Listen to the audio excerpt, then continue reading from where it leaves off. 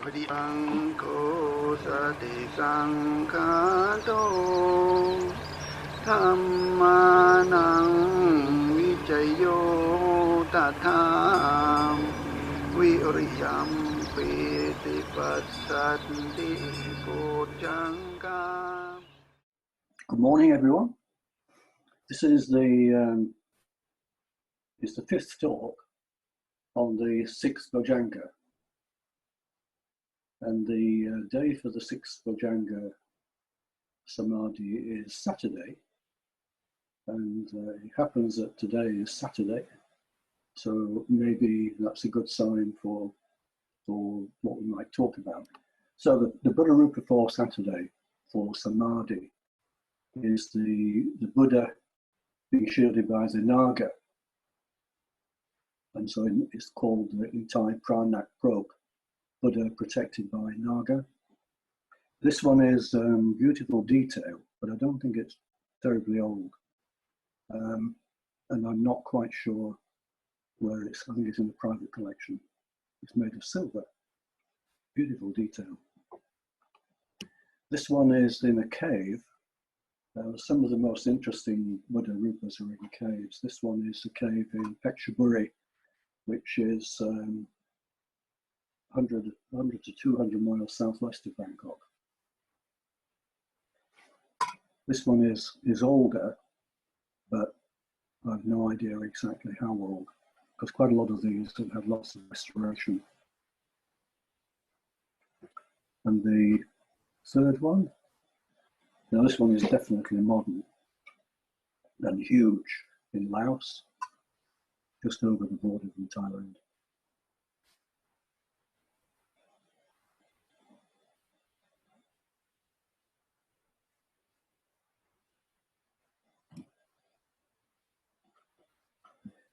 So this Buddha image for Samādhi, the Buddha image for Samādhi it actually follows in the stories associated with it to the one for Passaddhi that we talked about last time. And they both relate to the 7 weeks of the Buddha's enlightenment, following the Buddha's enlightenment, mostly around entirely around the Bodhi tree. So the one we talked about last week was the occasion when the Buddha gave a Dhamma talk to who turned out to be his first two lay disciples. And he reflected on teaching, how difficult it would be because the subtlety of the Dhamma. And then he reflected on Passaddhi, which arises when someone connects to Dhamma, and which can happen in listening to a Dhamma talk if it's taught well.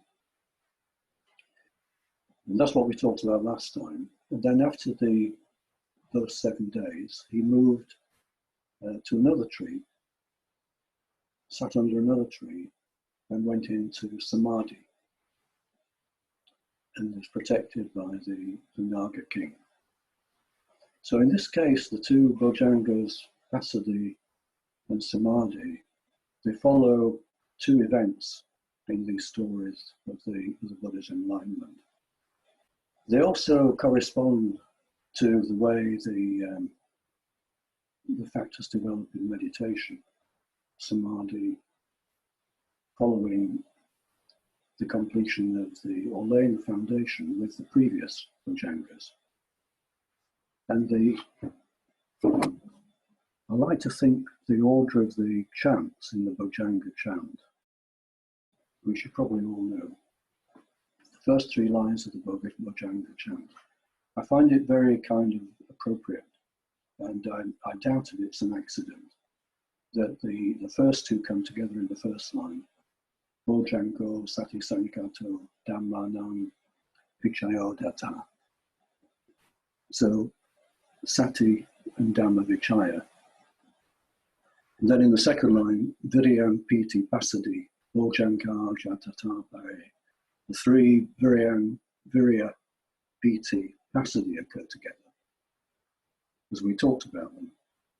And then the third line, the final two Bojjhaṅgās, Samādhi Unupeka, Samādhupeka Bojjhaṅgā, Sate Te Sapadastina.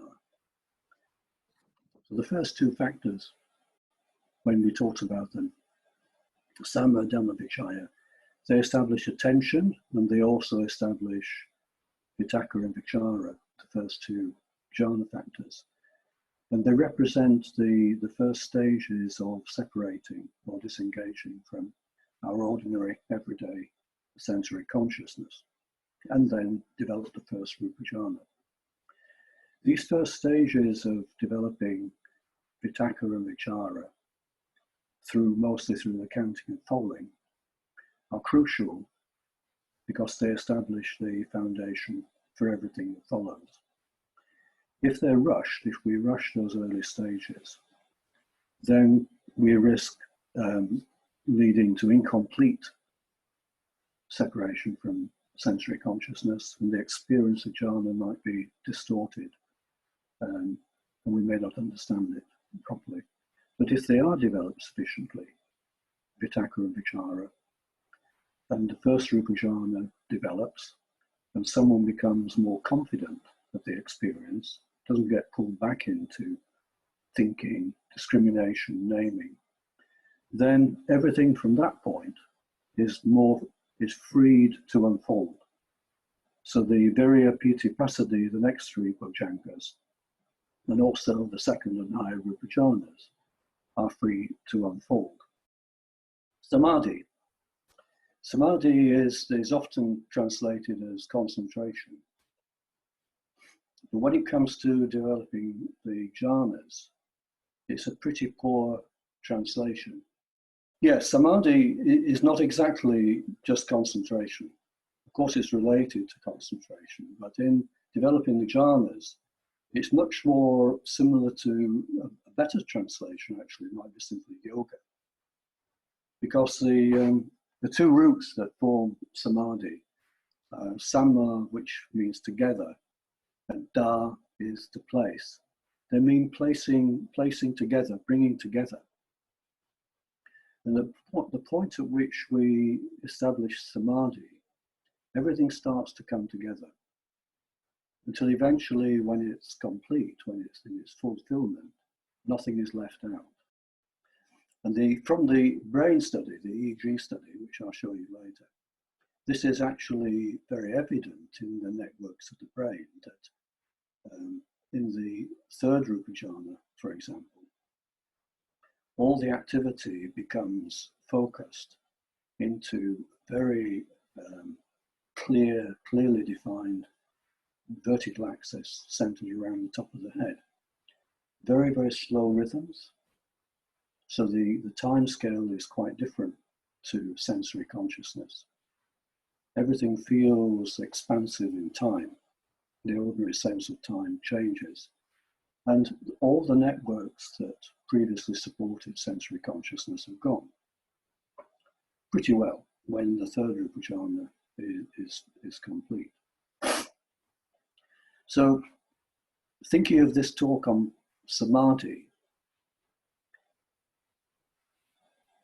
we've talked about the 5 preceding Bojjhaṅgās.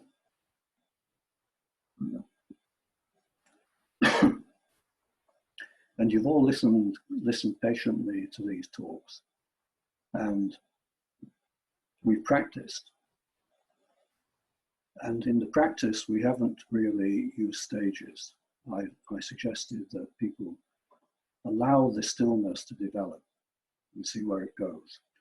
You could say now, at this point, on the 6th Bojjhaṅgā, everything we've done talking about the previous 5 is very similar to a kind of invocation.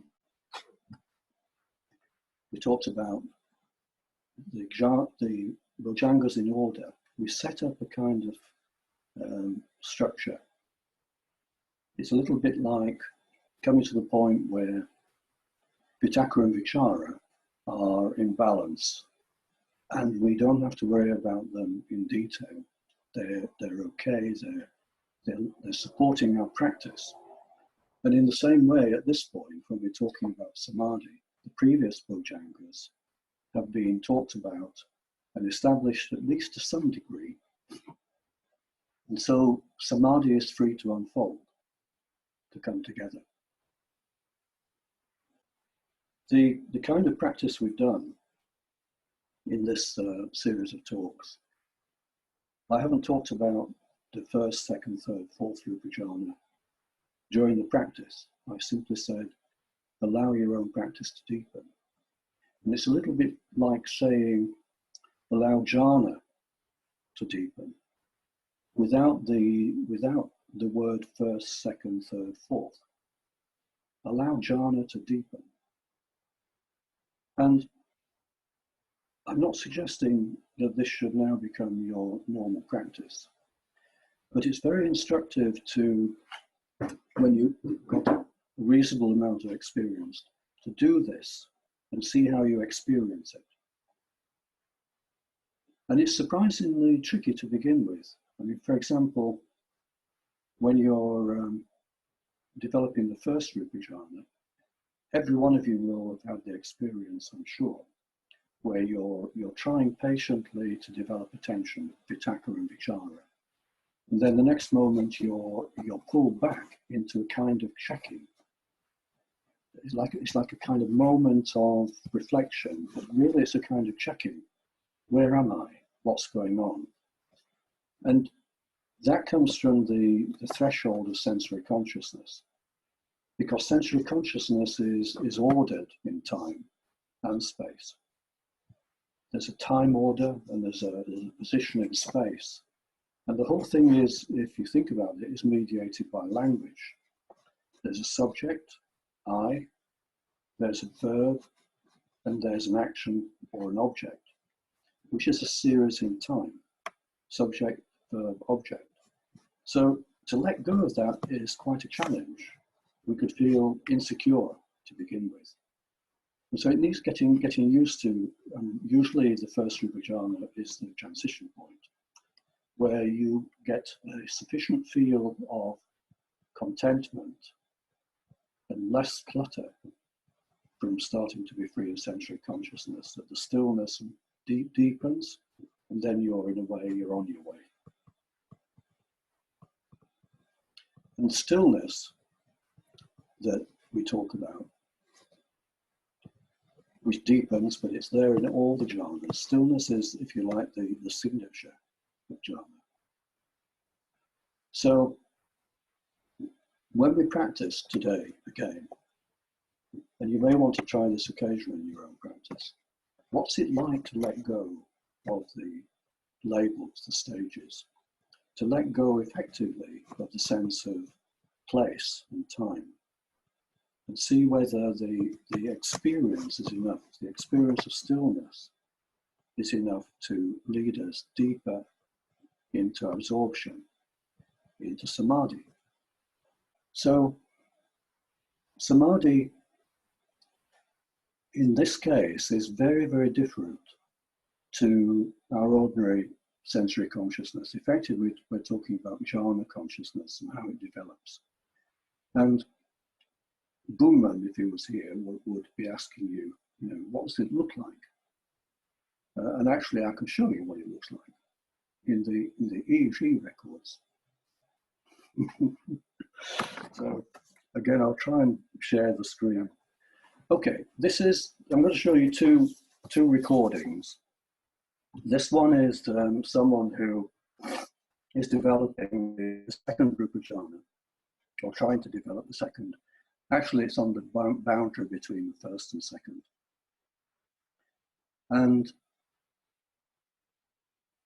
as it develops,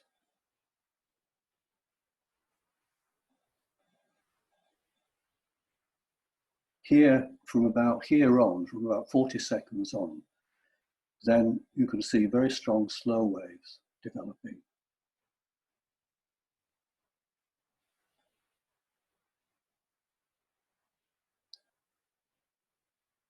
These are about, the peak of them is probably about 600 microvolts. So that's about 10 times, more than 10 times probably 20 times the normal resting state levels. And if you look at what's going on across the head as a whole by doing the spectrum, it looks like this. So these are the maps of intensity across the head. That's the nose at the front. So it's looking at the head from the top.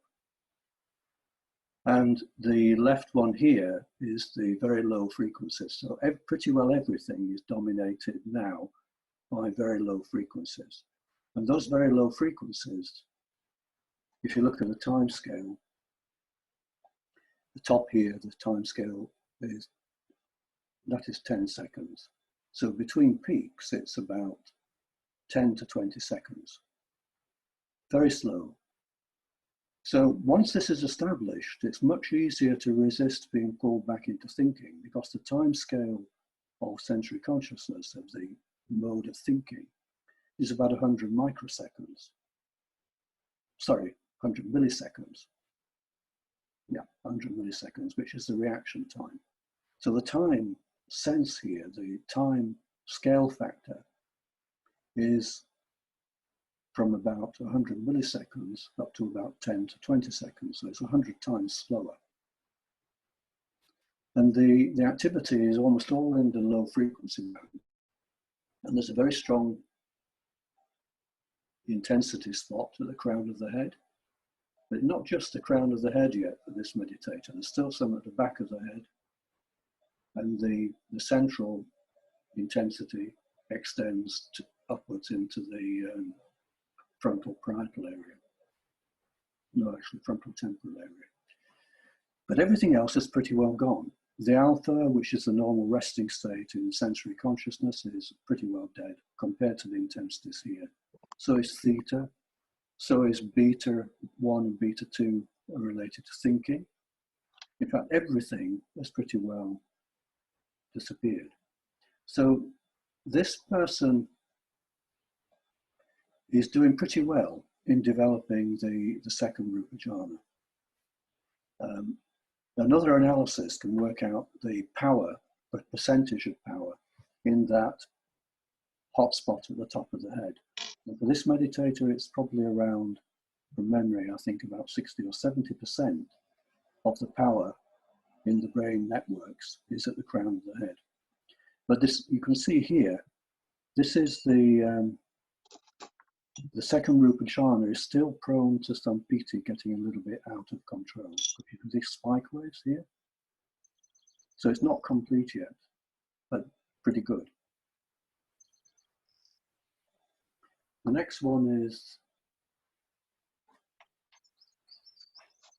someone who is developing the same from the first to the second Rupa jhana. You can start to see slow waves developing. They're actually stronger than they look because the scale is 300 microvolts. You can see them at the back of the head, quite a few places. And then at a point in transitioning to the second Rupa jhana, when the instruction was given to shift to the second Rupa jhana, something quite extraordinary happens. It's difficult to see here until I separate out.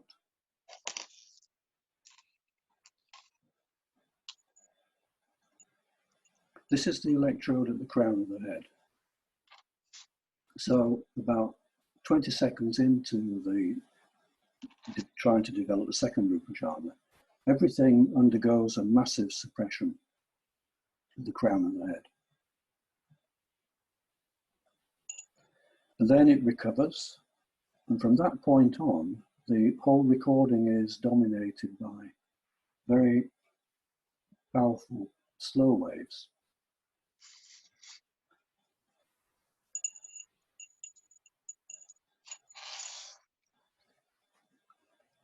Which again, to begin with, I've got a time scale of, so this scale is now 20 seconds at the top. So the time scale here is about the same as the previous one, 10 to 15 seconds. And after a while,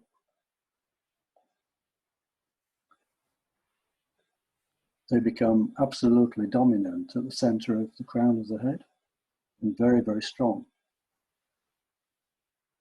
Very, very strong, over 1,000, well over 1,000 microvolts. And the distribution on the head for this section marked yellow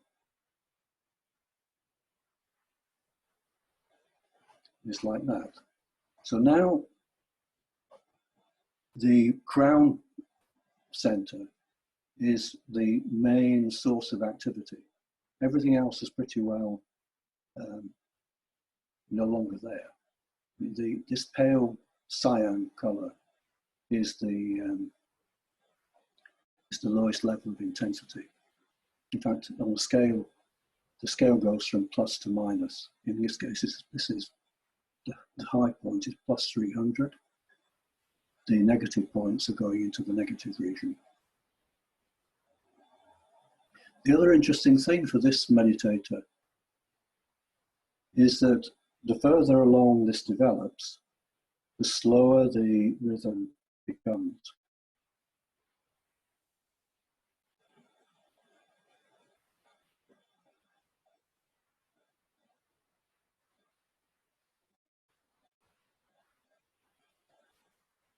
So you can see, if I close down the high frequencies, you'll see it better.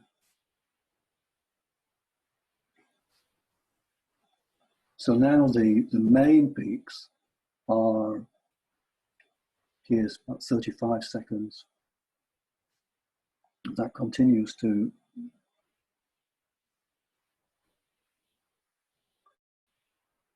increase. For example, here you've got a couple of very strong peaks, then 3 follow about nearly 100 seconds later. So this is now very different as this person moves through the third, what we might call the third Rupa jhana. Very slow.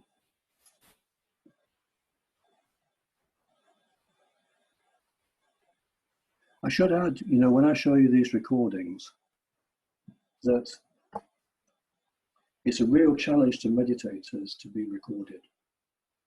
And out of the 30 people I recorded, probably about 10 or maybe 12 showed significant slow waves, which I'm pretty sure from the analysis relates to the second Rupa jhana developing from the higher ones. But many of the people I record will comment afterwards when we go through the recording that they're conscious, they're aware that they can't go quite as deep as they might in their daily practice. And it really mustn't be underestimated how tricky it is to be recorded. I know from trying to record myself. It's almost like there's an intruder watching, which there literally is in the person managing the recording.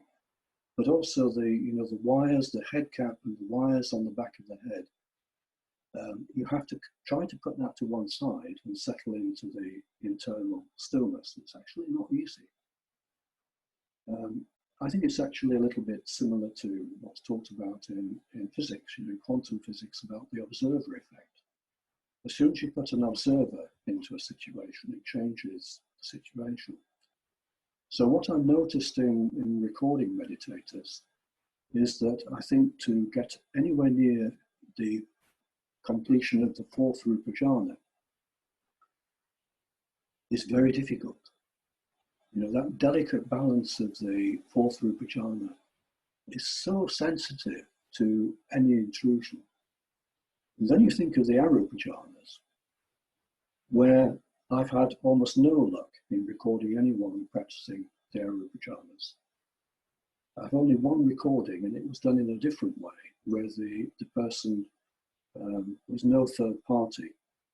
The person was shown how to start the recording and then put everything aside and go into the practice, but with an intention to practice for a predetermined predetermined time and then come out. And in that case, there was a very interesting recording. Anyway, Out of those 10 or 12 people who were showing very regular rhythmic slow waves, okay, this is a kind of average of all the activity for those 10 or 12 meditators who were showing the different activity in the second and higher Rupa jhanas. These are three-dimensional plots, actually. This is no longer the surface of the head, it's the actual activity within the cortex of the brain. And there are roughly three groups. There's a group of regions that become active. This is an average across all the meditators. There's a group at the front of the head, which amounts to 24% of the whole activity. There's a group at the back of the head, which accounts for 30% of the total activity. And then at the crown of the head, there is a group which represents 44%. So this is an average. It means that all this group have a mix of sites activity of these regions of the head, and the vertex source is becoming the most dominant. This is the recording. This one down here, the bottom one here, is the recording I just showed you, the live raw data. And this is a recording of the same meditator 3 years before. And the analysis for these two recordings is summarized here.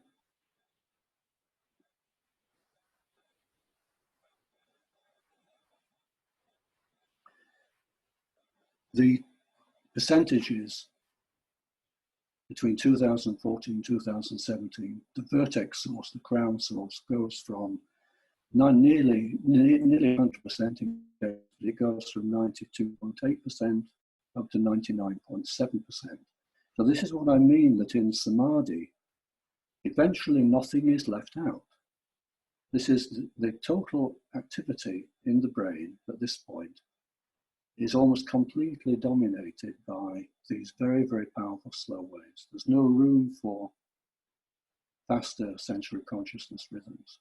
Only tiny remnants of the front-back subject-object mechanisms. Very tiny remnants. So what does this mean in terms of consciousness? What it means is that the right-hand picture here, it's a kind of composite. There's the region at the top of the head.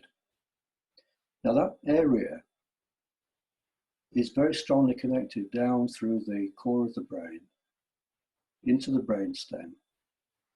And then once it gets into the body, it's very closely, very intimately connected to the whole nervous system of the body, the vagus system, which extends almost like the branches and a tree.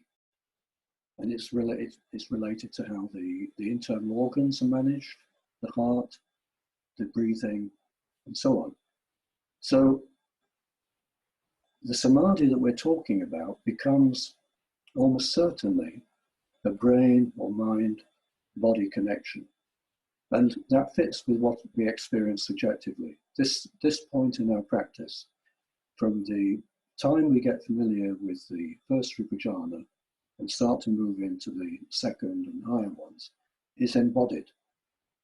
It's a kind of consciousness where we're not thinking of this or that. Most meditators feel the word presence is better, or just open or pure awareness. This on the left here, I'm sure is related, because in the Yoga-Vichara tradition, there's a class of yantra, very, very simple yantras, this is one, which are related to the energy systems that a meditator experiences. And this one is a kind of, behind this class of yantra, they're called Natyam, is the symbolism of the embryo, the formation of the cerebrospinal connection of nervous tissue, and then how in meditation the energies are managed from all regions including sexual areas, stomach, abdominal, chest, heart areas, moving upwards and upwards into a vertical axis. Now, how do you prove that this is actually in reality a body connection apart from our subjective experience? And there is a way which is not in the published paper. It depends on how can you measure the nervous system, the vagus system in the body, which is actually in two parts. One is the parasympathetic nervous system and the other is the sympathetic nervous system. There are some of you who already are familiar with those terms. Certainly Francis is. The sympathetic system is related to threat, to action, readiness for action. The adrenaline system is also related to the old part of the brain, the fight, flight. And the parasympathetic is the system where we feel very relaxed. The whole body is functioning very well together. Now, it turns out that these two modes are reflected in the heartbeat. If you look at the heartbeat, and this is where the meditation connects. Some meditators have been recorded while they're doing meditation to record the heartbeat. And the interval between successive beats is not fixed. It varies, and this is called heart rate variability. And it happens that in the sympathetic mode, when someone is tense and ready for action, the interval is almost fixed. It doesn't vary much. Everything is kind of poised, ready to act, or retaliate, or run. Whereas in the parasympathetic mode, the more relaxed mode, the variability increases. It's almost counterintuitive that there's something good about your heart rate being variable. I'm not talking about missing beats here, but I'm just the variability. And this has become a very interesting field of research because people wanting to develop peak performance in sports or any performing arena have discovered that if their heart rate variability increases, they're more flexible, they're more adaptable, less rigid, and perform better. And it turns out like that the meditators that I've recorded so far, before and during meditation, the heart rate variability pretty well doubles, which is a big change, actually.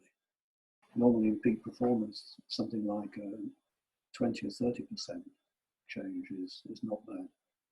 So to double is quite significant. So the idea of Samādhi as a brain, body, mind, body integration, kind of yoga, is real. So I think that's a good point at which to break and practice for 20 minutes. As I suggested, let go of the idea of stages. Don't worry about where you are. Just let the stillness deepen and see where it takes you. And then at the end, when you come out of meditation, stay with the stillness, which now actually becomes very important when you're doing a practice in this way, because it will tell you quality of the stillness. If you just stay with the experience, the quality of the stillness will tell you where you've been. Whether it's the first, second, third, fourth, or moving between them, it will tell you where you've been. So I'm going to sound the bell to start practice for about 20 minutes, and then I'll sound the bell at the end of practice. Okay.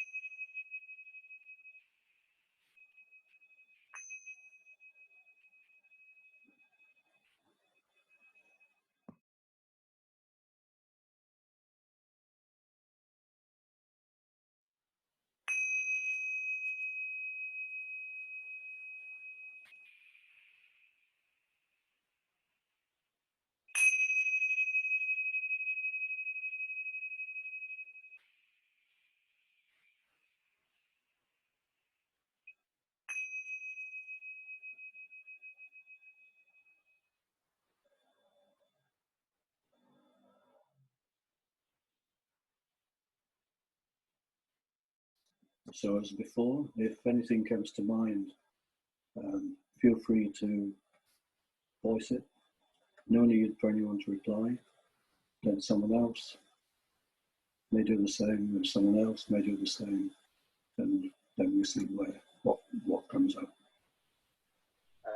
I was interested in what you said, that the quality of the stillness would tell you where you had been.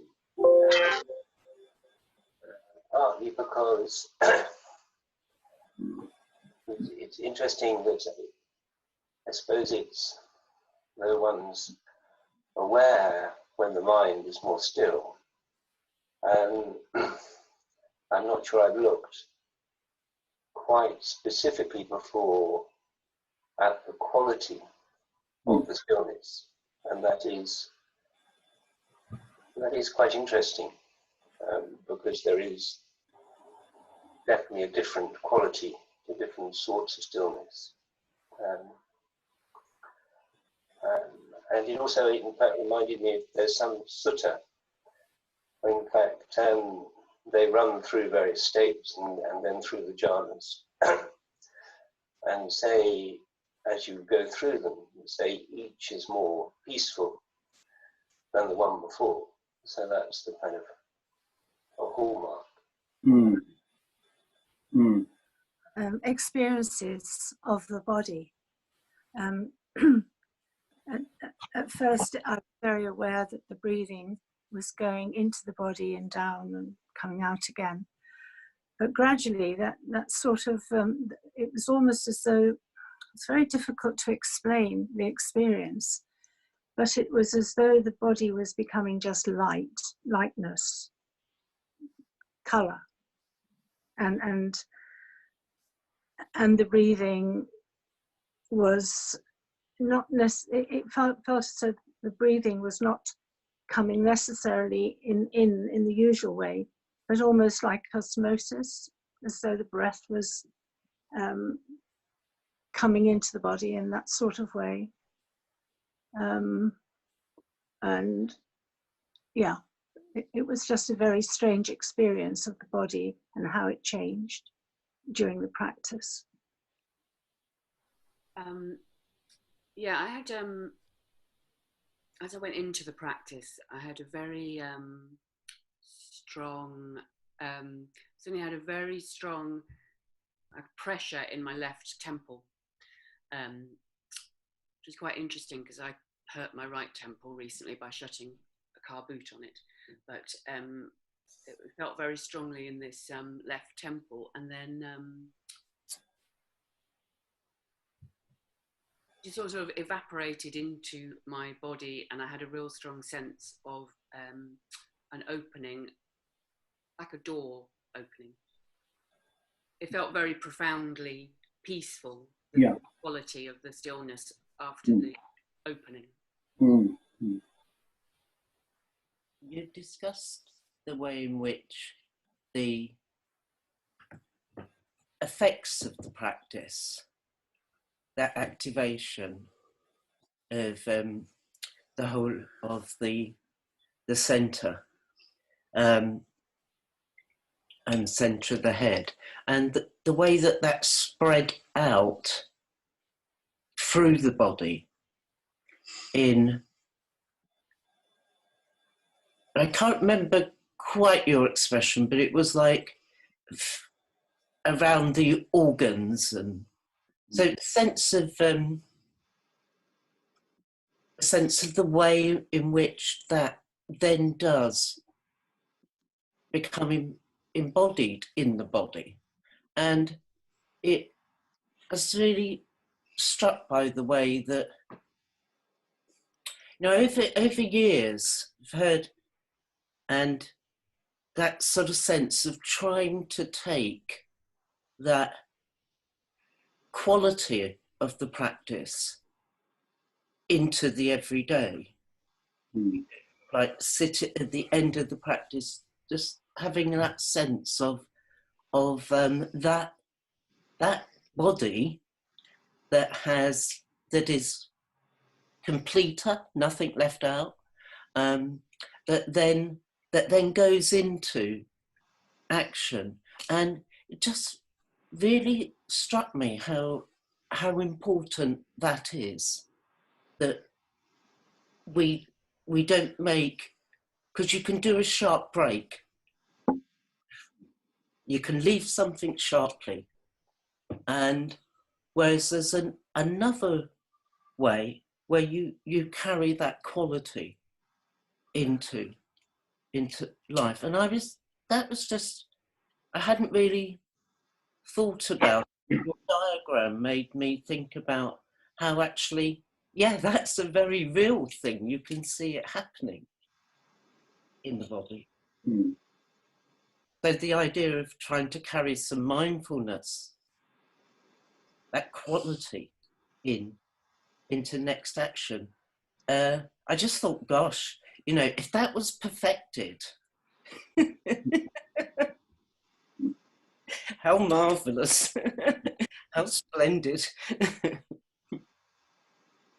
While I was doing the meditation, and I thought about when you said you need to let go of the sensory consciousness, and I did feel a point where it was quite still, but then I could still hear all the sounds and the things around me. So I wondered if still, if that is part of, I mean, how, when you let go of sensory consciousness, does it mean that you can't hear the things around you?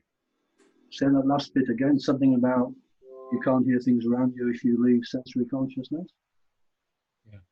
Is that what you said? Yes. Okay. Well, there's a few things in what everyone's talking about, and so the stillness, there is the connection of that to the jhanas, what you've actually been experiencing. There's the comparison between how, in a way, how different the experiencing jhana is to the experience of sensory consciousness. So we're talking about around the same thing. This way of doing the practice that we're doing now, I think anyone who has been practicing for a couple of years, you know, where you know the 16 stages, and ideally might have done a retreat, but even so, you may have done a couple of weekends. Occasionally, to do it in this way, I think, can be actually very helpful, but not to replace your practice by it, because when we start off, the stages, the 16 stages, the 4 lengths of breath, the counting, following, touching, settling, they're so important in giving us a sense of the whole. Just like it's quite helpful to look at the Bojjhaṅgās to give a sense of the whole picture of the Buddhist path and the jhana factors. So I'm not suggesting leaving that, but it highlights something about the difference between sensory consciousness and what we experience in jhana. Sometimes it feels like the sensory consciousness really intrudes, like what you just mentioned about hearing sounds. Whereas, and then you imagine this should all disappear if I'm not in sensory consciousness. Not quite as simple as that. I'll come back to it in a minute, but staying with the stillness, it's a bit like recollection, but I don't want to use the word recollection, because the problem with the word recollection is it gets contaminated by, again, patterns of the way we think in sensory consciousness, thinking back to detail, to memory, to naming. You know, you can imagine sitting at the end of your practice, going through it, what you did from the beginning through the next stage and so on, not meaning that at all. Staying with the stillness is experiencing the stillness. And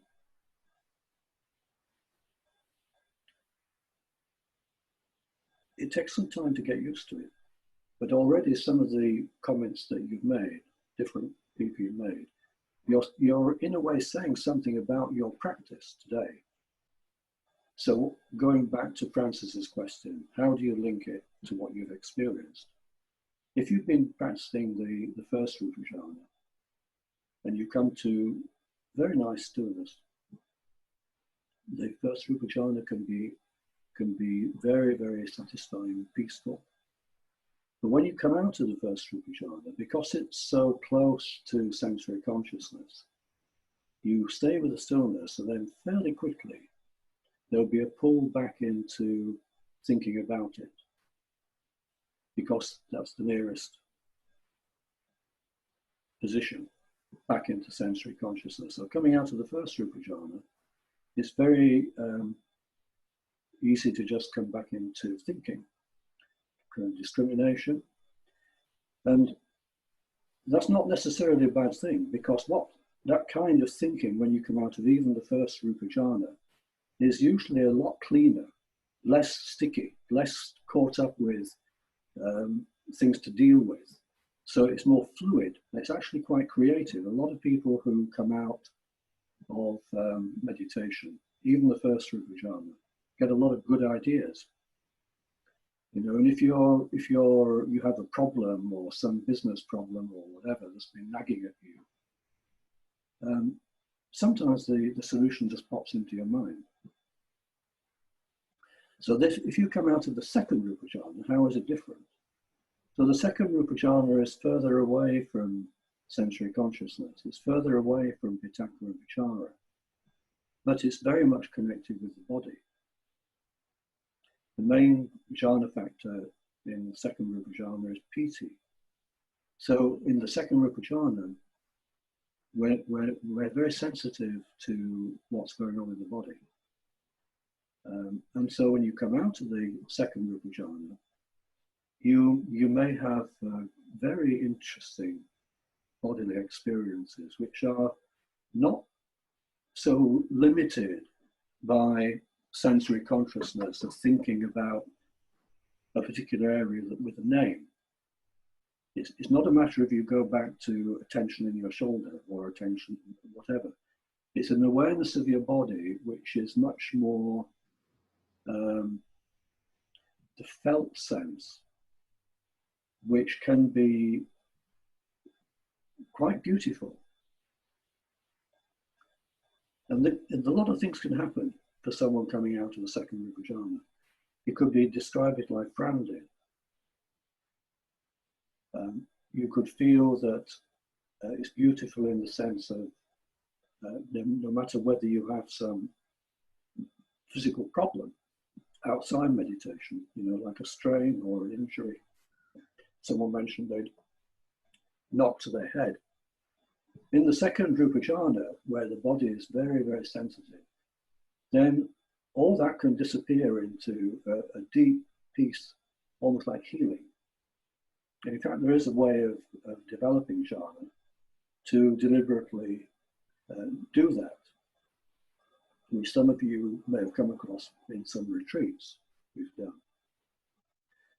Now, if someone comes out of the third Rupa Jhana, then the third Rupa Jhana, the body has been incorporated. It's now a purely mental experience. It doesn't mean the body has disappeared. It's like Vitakka and Vichara before. It means that it's fully integrated and very still. And the experience is of mind, of sukha, deep, deep, peaceful happiness and satisfaction. And so when someone comes out of the third Rupa Jhana, that will stay for quite a while. A kind of happiness that is totally undisturbed. So certainly not back into sensory consciousness. It may stay for quite some time if you have the opportunity to sit with it, not to want to go back into meditation, but this is staying with the stillness. It may stay for some time, and then it may very well go back into the awareness of the body. It sort of goes back one step.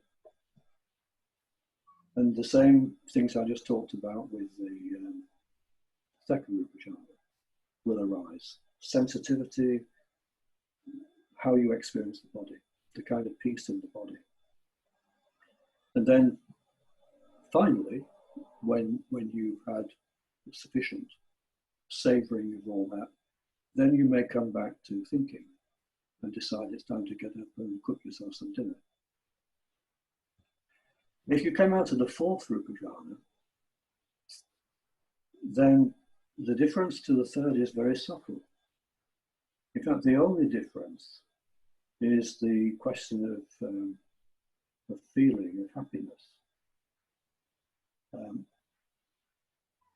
When the third Rupa jhana comes to fulfillment, then the meditator becomes aware of two things. Being fully conscious is a characteristic of the third Rupa jhana. There's no disturbance to the consciousness at all, fully present, but also deeply satisfied and happy.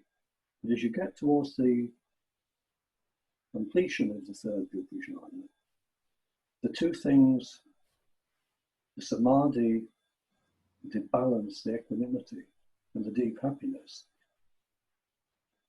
usually you may sense that you want to just let go of even the disturbance of this happiness and just rest in total balance. And that is the fourth Rupa jhana, upekkha. Samadhi becomes completely free of any wanting, disturbance, even the satisfaction of being happy doesn't matter. It's possible to keep the balance going without even that satisfaction of happiness. It's sometimes described as neither happy nor unhappy. It's almost on the edge of the neither nor quality of the arupa jhanas, which is why, in a way, it's said that the following four arupa jhanas are developments of or developed from the fourth Rupa jhana. The other thing I'd say about this way of paying attention to the calm, to the stillness, is that, and it connects to what someone just said, I can't remember who it was. In the stillness, there's a possibility of recognizing by direct experience what the quality of these different jhana factors I've just spoken about mean, and what also the difference of sensory consciousness is. And as you stay with the stillness, it becomes part of your body-mind samadhi. Even though you're on the edge of, you're no longer fully in meditation, you're reflecting on it in a very, very subtle way. This connects to how, the first two things we talked about were sati and dhammavichaya.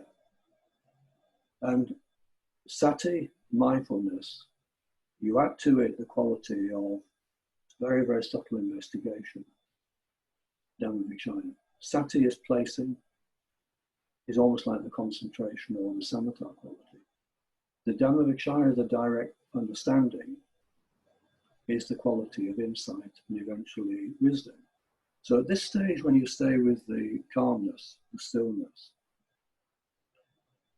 when you go back into your next practice, the next day or whenever it is, you will find that in the whichever jhana, whichever stage it is, there's a subtle awareness that's developed of knowing where you are. So practicing this in the stillness at the end of practice eventually leads into the practice itself, where there's a quality of knowing and insight, even within the samatha, even within the jhana. It's not that you drop into jhana and everything disappears. It can do, but more often that's something slightly different, maybe Vivanga. And the question of hearing sounds, etc., once the absorption is deep enough and the focus and concentration is strong enough in whichever jhana it is, then you may not be aware of sounds at all, but it doesn't mean that they're not very close by and available. So if an emergency came up and someone needed your attention, there'd be no problem in just immediately attending. It's something to do with the strength of concentration, focal awareness, absorption. It's not that they shut down. You know, someone pointed out to me, someone had written that in jhana you lose sensation of the body. That's not quite right. I mean, you may not think about anything as a focal object in the body, but you're very aware from the second rupa jhana on of being embodied. It's just a part of the experience, part of the felt experience. Yeah, I just wanted to go back to the start of the practice. I just dispensed with the stages and I was just aware of kind of where that was in the structure. I mean, you know, the length of the breath and what I was doing. So I allowed myself to move quite organically. And that instruction to make to not leave anything out, I found quite useful. And because it's almost like instead of struggling with something, it's almost like just allowing something just to be and let it become incorporated. And it just kind of very, very different way of, I don't know how to, it's not quite dealing with something, but it's just, I found it quite surprising at how it just dissolved into the whole thing and just, you could say, purified by itself without having to kind of worry, less faffing about, as it were. Yeah. And it's quite surprising, actually. I found quite early on in the establishing of the working with the agitation and whatever restlessness that was there. So that was quite strong. It was quite marked for me.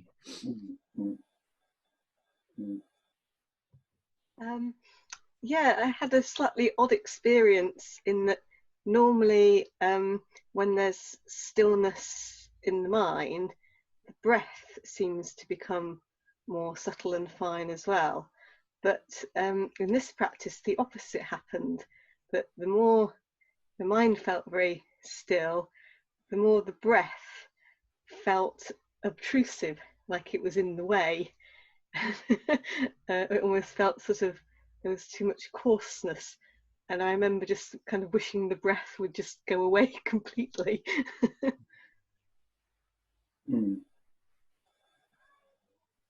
That point is quite an intriguing one too. Because you're right, the breath changes, and while everything starts to become still, the breath becomes almost, it can feel like a subtle disturbance, you know, even when the breath becomes very, very fine. And it can follow its normal course, but sometimes you can get a little bit caught in it. And it can go back almost like you may have felt you missed something and have to re-establish it. It's very much a characteristic of the edges of the second and the third rupa jhana. Being pulled back a bit into, maybe it hasn't become quiet as you might have experienced before. And sometimes there's a little pull around wanting to do something, rather than being able to just trust that it will become still. And if you had longer to practice in your own practice, that's probably what would happen. This is the constraint of just practicing for 20 minutes may have crept into that. But you're quite right. In the development of the stillness, there's awareness of the in-breath and there's awareness of the out-breath. Then gradually it becomes almost like not quite the same idea of breathing in a linear way or up and down or whatever, but someone mentioned it's much more a subtle bodily experience, which can even sometimes feel like you're breathing through your skin. Or even that the breath has become so fine that it only needs a tiny movement to fulfill your bodily needs. So it doesn't totally stop. And at that point, just to keep that subtle mindfulness there can be very helpful, because it goes further. Everything becomes then still, and you don't need to think about the breath, whether it's stopped or not. And then usually at that point you're quite into samadhi, you know. A lot of this, getting used to it, is the difference to sensory consciousness. It's embedded in sensory consciousness that things occur in a time sequence. A leads to B, leads to C, leads to D. We have ideas of going deeper, going forwards. We have ideas of failing at that and regressing backwards. We have ideas of going higher, you know, to a higher jhana, or all that is sensory consciousness, the way we try to position and decide what this is and what that is, and how they differ. But in jhana, it's no longer necessary. It's not, it's a different experience. We don't need those anchors of up, down, backwards and forwards. So it's almost like the jhanas themselves. Are they separate? You know? Or are they something like superposed possibilities where you can dive deeper into something which is increasingly still? In that sense, the only real perfect jhana is the fourth Rupa jhana. And it's interesting the comment Francis made about, which I hadn't come across before, or I may have done a long, long time ago, but I've forgotten it, about practicing the jhanas, each one, I think you said, is experienced as more peaceful. And seeing that as a quality of the stillness. I found that though the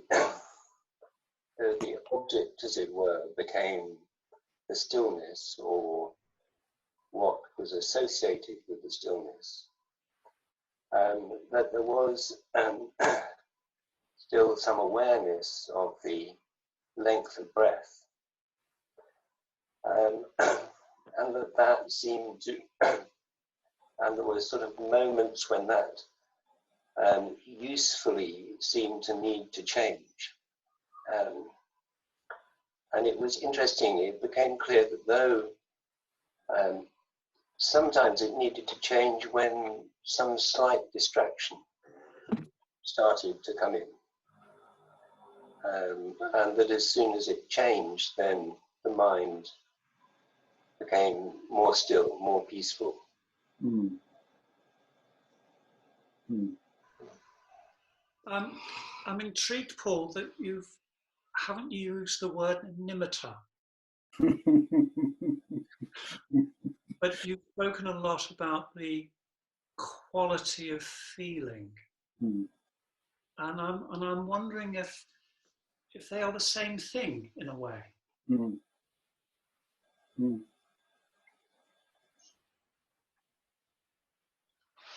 Good, you know, it's very clever of you to point that out. I hadn't actually noticed that, but you're right. I think it's one of those things in nimitta, people get hooked on it and caught up in trying to place it, you know, in terms of almost like a sensory object, or I mean, I do talk about the nimitta quite a lot on other occasions.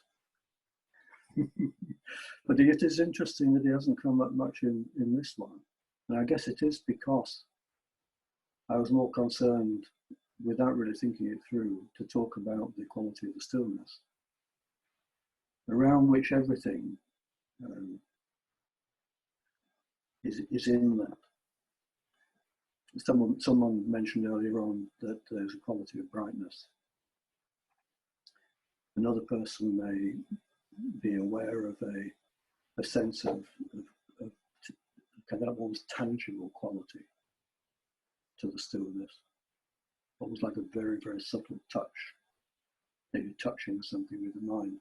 I think maybe the reason I avoided talking too much about the nimitta is I don't want to fix anything.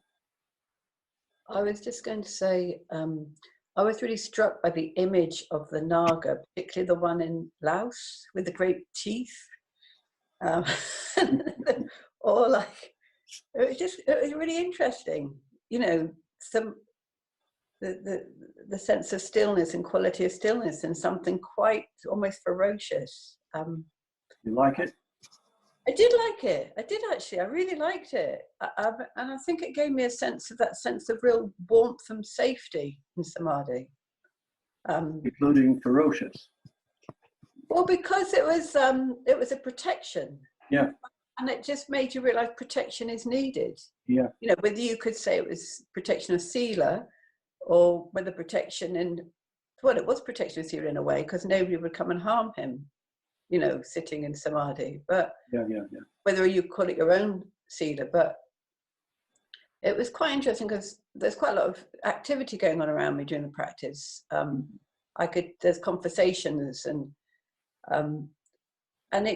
it allowed something to still have a sense of, you could still develop that Samādhi, even despite the fact that you could be aware of, there was no engagement with the other activities, no emotional engagement or almost interest. It was just quite neutral. And it was just, yeah. That's a good example, the way you just put that, of how sensory consciousness can be nearby to that extent of being aware of something, but it doesn't intrude on the stillness. It doesn't intrude on, you don't attach to it. That's right. But also the other thing about the fearlessness or the quality of safety is quite a good thing to point that out, because it's a big thing to separate from sensory consciousness. You know, every one of you, all of us, will remember, you know, the difficulty of just the early stages of the practice, wanting to know where we are, what's going on, and suddenly catching ourselves, talking to ourselves or thinking, you know, then having to bring it back to the breath. But that gets more and more subtle. And finally, you know, the thresholds become very delicate. And if you're in a group, it's a big help. But sometimes, if things happen too quickly, then you could become a little bit afraid. So someone who's got not a very secure sense of I to begin with has to be careful. We're very lucky in Samādhi because I think we've got a very supportive Sangha. The way local groups run, the way teachers care about the people they teach, the way courses are run, is a very kind of caring, supportive endeavour. And even here online, you're not with the other people in the group, but you can kind of sense it. And so we feel quite secure, quite safe. And then the more you get into Samādhi, it becomes real, that nothing can really hurt you. Nothing, no longer, anything to be afraid of. I just wondered, quite often in the practice, I'll have sensations actually in my head, physical sensations, and they're not always in the same place. And is that just kind of some sort of tension in the scalp, or is it actually a reflection of what's happening with the brain waves that you've talked about before? Whereabouts in the head, Sue? Sort of round the back and then around the top, and sometimes right on the crown as well. Okay. Painful, pleasant? Pardon? Would you say painful or pleasant? Oh no, subtle, not even a vibration really, just an awareness of that type. Oh, okay, yeah. Yeah. I mean, the reason I was asking is that sometimes when you look at the EEG of a meditator, you can pick up muscle tension, and it's usually around the shoulders going up into this area of the head.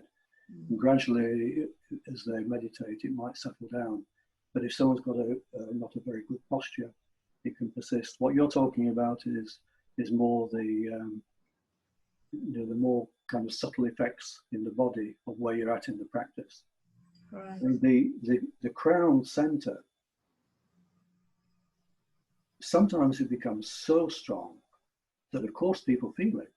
And you hear descriptions of meditators talking, even from quite early on when they take up the practice, of imagining or feeling. Imagining is a wrong word because there's some reality to it. The kind of sensations sometimes sweeping across the head, front to back, or the sense that you've got a very delicate cap on the top of the head. And I don't think this is isolated to Buddhist practice of jhana. I mean, why in the Jewish religion do people wear a yarmulke on top of the head? And things like that. There's some sensitivity around that area when someone comes into either through jhana or into a deep state of engagement with something deeply satisfying. Maybe someone who's very creative, working with a really creative piece of work, probably might get a glimmer of the same thing. Do you find that at times the heart actually really slows down? I sort of had a little peek at it, and it just seemed that it was slowing down quite a lot. Yeah, it does. I don't know whether I've got it here on one of the slides or not. This is one of the recordings of the heartbeat for a meditator. These are the consecutive beats. They're called R peaks. And it's the interval which sets your heart rate. There may be 60 R peaks a minute or 70.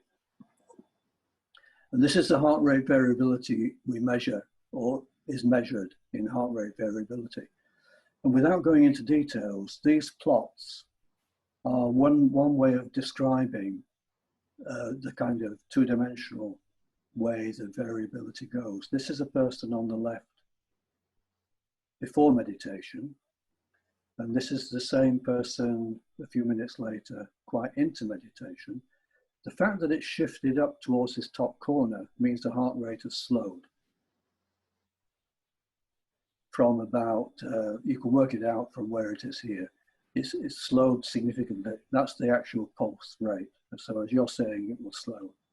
The spread also increases, and that's the heart rate variability. It's just about double compared to the original plot. Or you can do it a different way. These two here are before meditation for two different meditators. These are several minutes in, and the level here is on average just under 20. Here it's hovering around 40. So yeah, your heart rate will slow.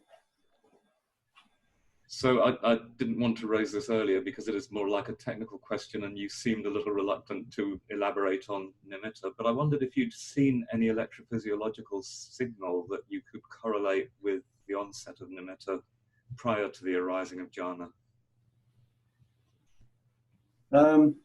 Any you're thinking of in particular? I was thinking of a visual nimitta in particular, yes. You mean how you could notice whether someone is experiencing a nimitta from a physiological signal? Yes, I wondered if you'd seen anything in the recordings that could correlate with that. I realize it's difficult because they'd almost have to be able to tell you what they were experiencing. I guess that in itself would probably make the experience go away. So it may be a silly question, but I just wondered. No, I mean, it's an interesting question because it shows exactly that question, that difficulty about coming out of the direct experience and trying to put words on it. I mean, if you're thinking about the nimitta, it's it often becomes clear when people are reporting on their meditation how they experience, what they're experiencing in their meditation is the kind of answer to that question. What, as far as physiological signs go, I can't quite imagine any that would capture it. But some people are much more visual, and some people are much more auditory or tactile. And then maybe some people, it's very, very subtle and it doesn't quite appear clearly anyway, but it's felt in the stillness.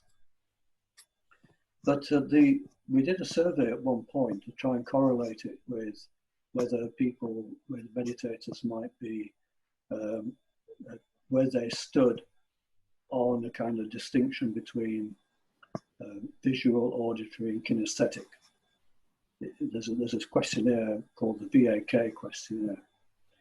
And there's some correlation between what they experienced in meditation and how they answer the questionnaire.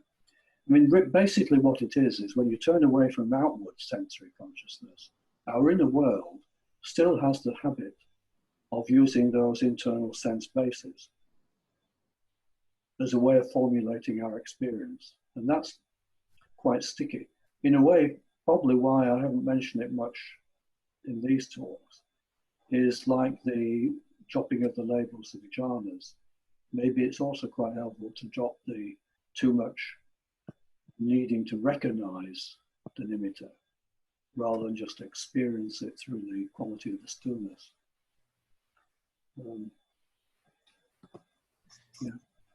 No, the only kind of physiological measures that I've managed to do is to measure respiration and to measure heart rate. With the kinesthetic kind of nimitta, is there a confusion, a risk of confusion of that with very strong piti? With very strong piti. I mean, if you have very strong piti, is that potentially confusable with a nimitta? I mean, is there a clear distinction? I don't think so. I mean, when I use the word kinesthetic for the nimitta, it's almost like rather than having a sense of seeing something visually, which could be just diffuse light or bright light or limited light or not limited light, the person who tends to operate through hearing will tend to get a kind of spacious feeling, almost like they're listening to silence. When I use the word kinesthetic, it's more like the sensation is of you're giving attention to something, you're not quite sure what the nimitta is, but it's almost like you become aware of touching something with the mind. Not at all disturbed like piti. At all, not at all. Piti, in the sense of that any kind of strong piti or disturbance, is still at quite an early stage of meditation in developing the second rupa jhana. And you can develop the beginnings of the second rupa jhana with still quite strong piti.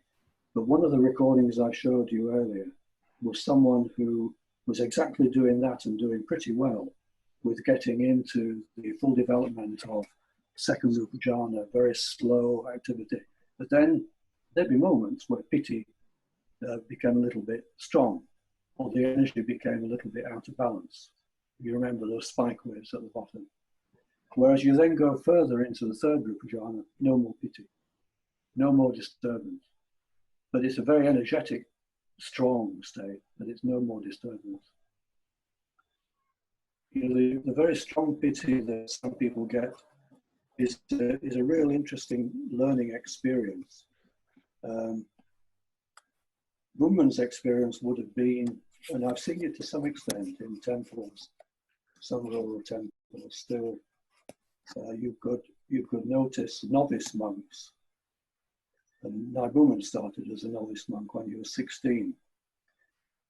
And I remember one group where the senior monks were doing a particular form of chanting, which plays on the